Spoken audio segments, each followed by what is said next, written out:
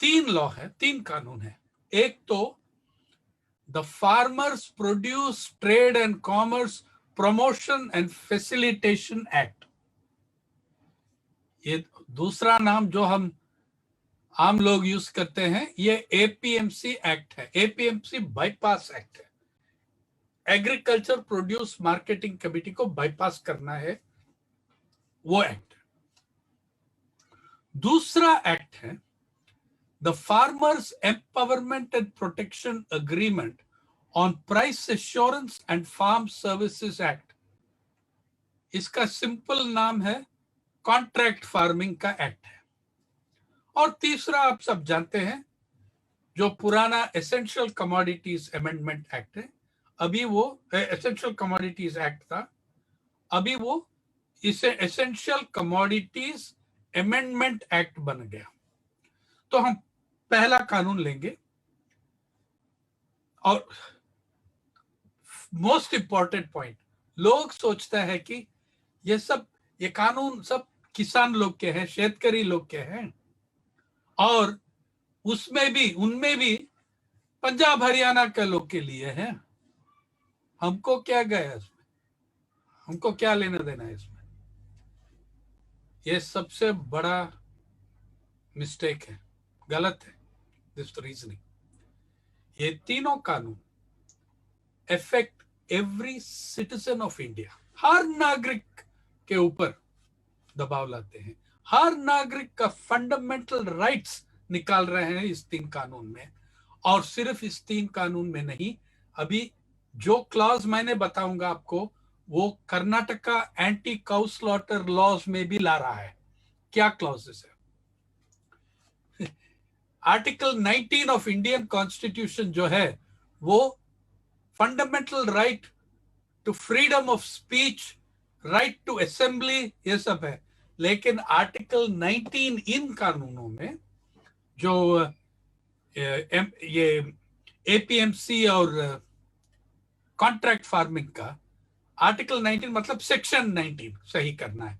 Section 19 क्या है? Article 32 of constitution को खत्म कर दिया। कोई भी नागरिक को राइट अधिकार नहीं है अभी to approach the courts, legal recourse बंद कर दिया। सिर्फ किसान का नहीं, आप भी नहीं कंटेस्ट कर सकते हैं इस लॉ के खिलाफ। आप हो सकता है कि संगठन हो, पब्लिक इंटरेस्ट लिटिगेशन हो। I am giving you the exact words of clause of section 19 of one of these acts.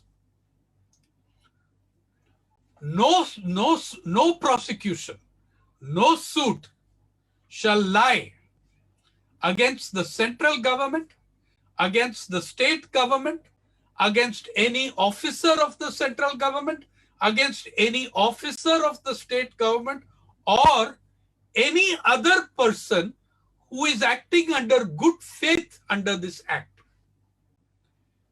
ना राज्य सरकार के खिलाफ, ना केंद्रीय सरकार के खिलाफ आप लीगल एक्शन ले सकते हैं। जो भी करें वो इस कानून के अंदर। ना कोई अफसर, केंद्रीय सरकार का ऑफिसर या राज्य सरकार का अफसर या अदर पर्सन्स भी, जो भी गुड फेथ में एक्ट कर रहा है, गुड फेथ का कोई डेफिनेशन नहीं है उस कानून में, जो गुड फेथ में एक्ट कर रहा है, आप उनके खिलाफ ना प्रोसिक्यूशन, ना सूट, ना पिटिशन, कुछ नहीं ला सकते हैं। आपको कहां जाना है? सब डिविजनल अपेलेट अथॉरिटी, मतलब एक कलेक्टर या डेप्यूटी कलेक्टर, वो एक पैनल फॉर्म करेगा जिसमें आपका तहसीलदार या कोई आएगा उसमें। ठीक है, ये है इसका, it is affecting every citizen of this country. You have lost the right to legal recourse. अभी पिछले 5-10 दिन में यही क्लॉज अभी निकल रहा है Karnataka ordinance banning cow slaughter में। वहां लिखा है 7 में, ऑल्सो पहले ये क्लॉज देखिए, ये तीनों कानून में इम्यूनिटी दे रहा है, सिर्फ क्राइम के लिए इम्यूनिटी नहीं, क्रिमिनल के लिए इम्यूनिटी नहीं, not just no punishment for what crime you have committed, लेकिन you are also given immunity for what crime you are yet to commit. ऐसा wording है, for any action undertaken by these and other persons, undertaken in good faith or intended to be undertaken, so long as it is in good faith. और कर्नाटका में एक और clause add कर दिया, other persons acting under this act, operating under this act, cow slaughter, will be deemed as public servants. इसका मतलब Bajrang Dal, VHP, विश्व हिंदू परिषद, भाजपा, ये सब they are deemed as public servants जब एक अफलाक को लेके मर्डर करेंगे स्ट्रीट पे, जब लिंचिंग करेंगे, जब हैंगिंग करेंगे, जब आर्सन करके आदमी का, मुसलमान का घर को जला देंगे, वो they will be deemed as public servants and they have got immunity. These laws are written for corporations. The Karnataka law is written for the Sangh Parivar. So please do not believe this nonsense that these laws are only about farmers. सिर्फ कृषि के बारे में नहीं है, सिर्फ शेतकरी के बारे में नहीं है, हर नागरिक को इफेक्ट करेंगे ये लॉस. ओके, उसमें पहला लॉ जो एपीएमसी का है, मीडिया कहती है, सरकार कहती है, देखो हमने शेतकरी को चॉइस दे रहा है, चॉइस देंगे, वो सिर्फ मंडी में क्यों बेचना है उसको. ये प्राइवेट मार्केट्स भी बेच सकते हैं. बहुत लोग ये नहीं जानते हैं कि ये कानून first place to be implemented का महाराष्ट्र वाशी मार्केट में, वाशी एपीएमसी में कोई ग्रेट प्राइवेट इन्वेस्टमेंट नहीं आया, कुछ बड़ा चेन नहीं आया, कुछ नहीं हुआ. आज भी वाशी का महाराष्ट्र में एपीएमसी का ट्रेड, उसका वैल्यू 5 से 8 गुना बड़ा है प्राइवेट मंडी, प्राइवेट चेन्स और मंडीज के कंपेयर टू प्राइवेट मंडी. क्यों नहीं आया है पैसा?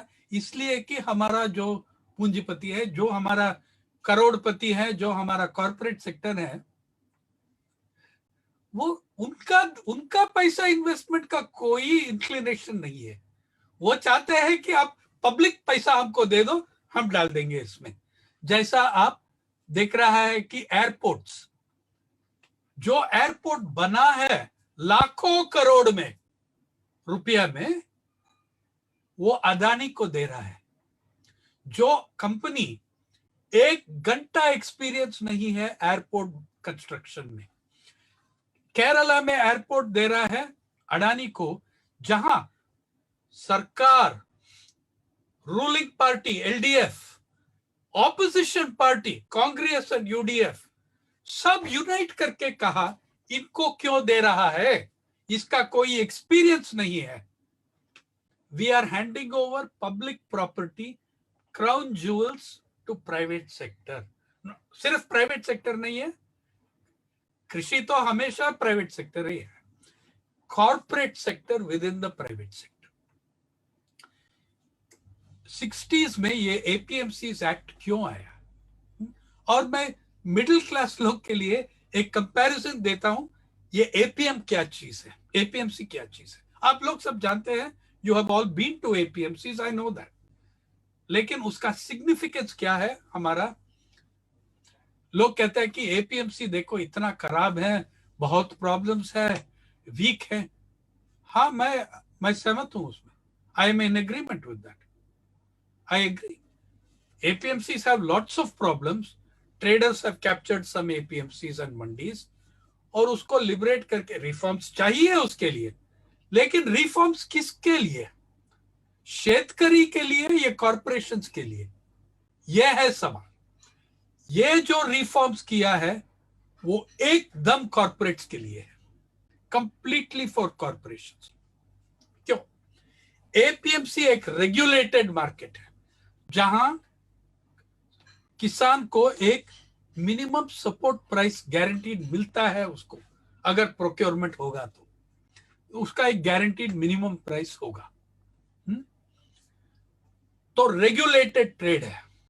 उसके बाजू में आप अनरेगुलेटेड ट्रेड लगा दो जहां इनिशियली टैक्स नहीं होगा, कुछ नहीं होगा, तो बहुत सारा व्यापार अनरेगुलेटेड ट्रेड को प्रिफर करेंगे जहां टैक्स वैक्स, टैक्स रिकॉर्ड कुछ नहीं होगा। वहां करके वहां जाके जो भी कर सकते हैं आप।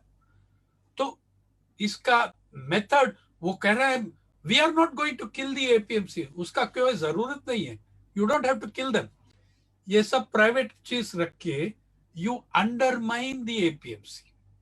उसको आप हर दिन अंडरमाइन करेंगे, स्लो डेथ बन जाएगा, अभी रैपिड डेथ बन जाएगा। तो ऐसा they are trying to kill the APMC. दूसरा, ये सरकार कह रही है कि देखो हमने एमएसपी का गारंटी, हमने, मेरा शब्द है, प्रधानमंत्री पंत प्रधान बोल रहा है कि ये मेरा गारंटी है, कोई बंद नहीं करेगा एमएसपी। ये इतना झूठ बोलने वाला है, देखो आश्चर्य लगेगा आपको।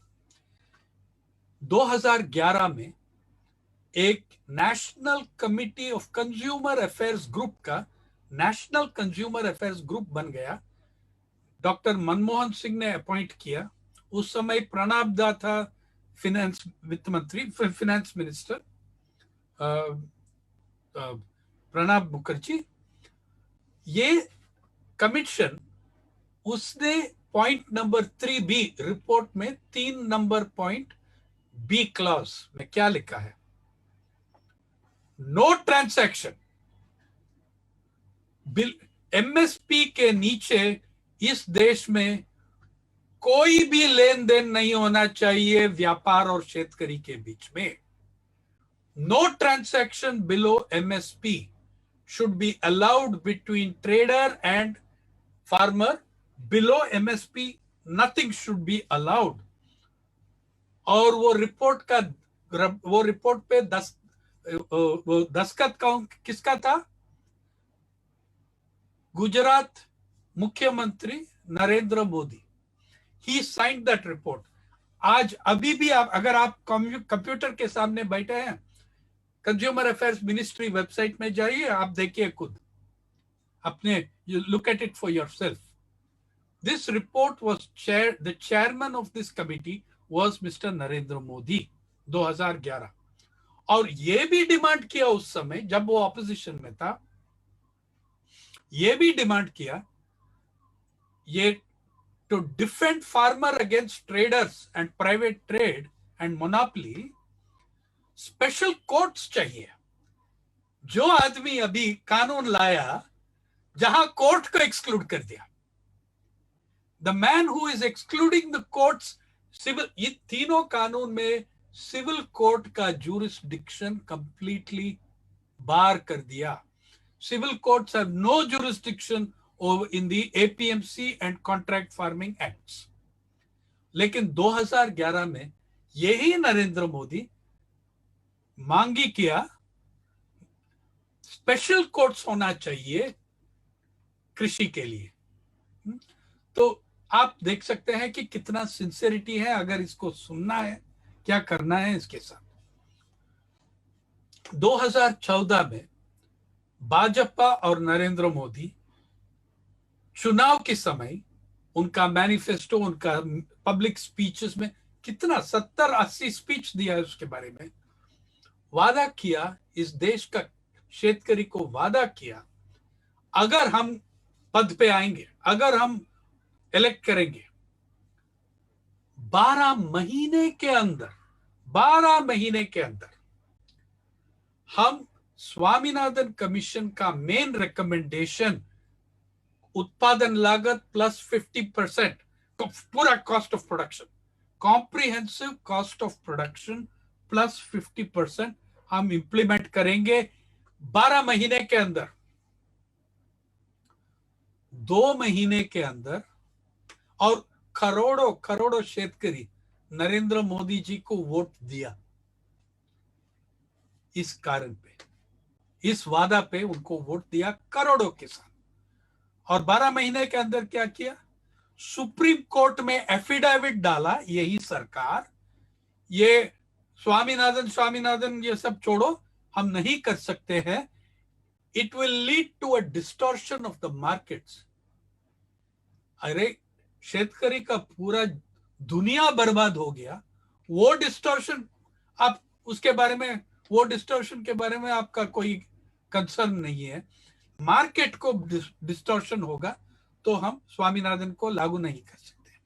ये 2015 में, 2014-15 में ये हुआ।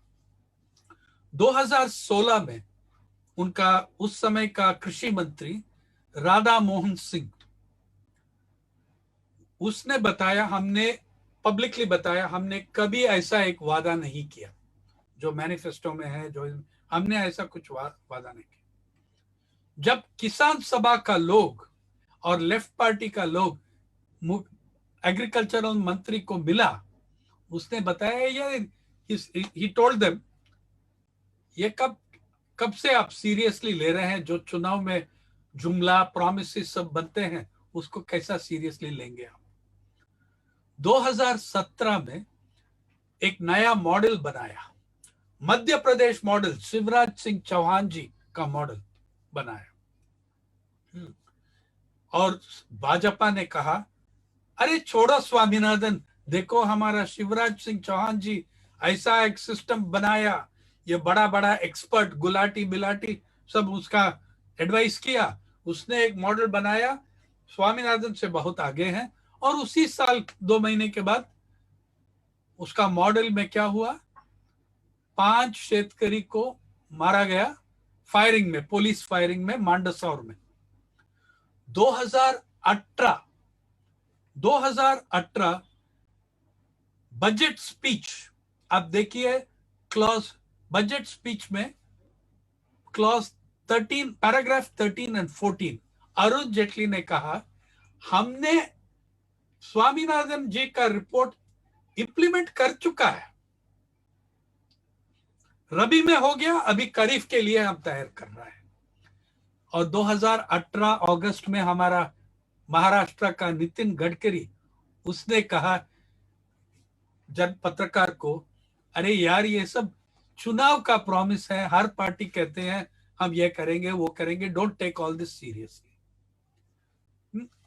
और अभी बोल रहा है कि we are the only party that implemented Swaminathan commission.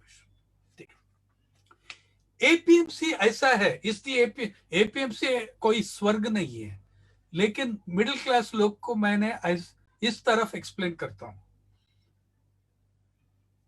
Bharat में लाखों गवर्नमेंट स्कूल हैं, सरकारी स्कूल है ना। कोई कह सकता है कि दीज आर ग्रेट स्कूल्स, नहीं कह सकते। 1-2 राज्य में सरकारी स्कूल थोड़ा अच्छा है, केरल और तमिलनाडु में अच्छा स्कूल आता है आपको सरकार स्कूल में, 1-2 नॉर्थ ईस्टर्न स्टेट्स में भी सरकार स्कूल अच्छा काम करते हैं, लेकिन ज्यादा से ज्यादा इस देश में सरकार स्कूल, ऑनलाइन एजुकेशन छोड़ो, अगर एक अच्छा ब्लैक बोर्ड होगा तो वो बड़ी बात है, अगर फीमेल स्टूडेंट, गर्ल स्टूडेंट का एक टॉयलेट होगा तो वो बहुत बड़ी बात है। हाँ, और कभी कभी बहुत सारा राज्य में, यूपी बिहार में जहां बीजेपी डोमिनेंट है, वहां शिक्षक आता नहीं क्लासरूम में, दे डोंट टीच। तब भी with all the faults of government schools, हम में इस ऑडियंस में कोई भी कहता है कि गवर्नमेंट स्कूल बंद करो, नो, इसलिए कि वो गवर्नमेंट स्कूल के कारण करोड़ों बच्चे इस देश में एजुकेशन का एक चांस मिलती है। दूसरी बात, करोड़ों बच्चे इस देश में दिन में एक अच्छा मील खाते हैं जो मिड डे मील कहती है, तो वो बंद करेगा तो मर जाएगा। अभी 6 महीना लॉकडाउन के अंदर बहुत सारा फिजिकल स्कूल ऑपरेट नहीं हुआ और सब वो एरियाज में मैल नरिशमेंट बढ़ गई, मैल नरिशमेंट हैज ग्रोन। तो हम कोई भी लिबरल, कोई भी जो कॉर्पोरेट जगत छोड़ो, बाकी सब कोई ये नहीं कहेगा कि ये सरकार स्कूल बंद करो, बच्चे को चॉइस दे दो। अंबानी स्कूल में जा सकते हैं, जीडी बिरला स्कूल में जा सकते हैं, कैथीड्रल कैनन स्कूल में जा सकते हैं, वो चॉइस है ना, उनको हम चॉइस दे रहे हैं। आपको मैं ये कहना चाहता हूं, the government school is the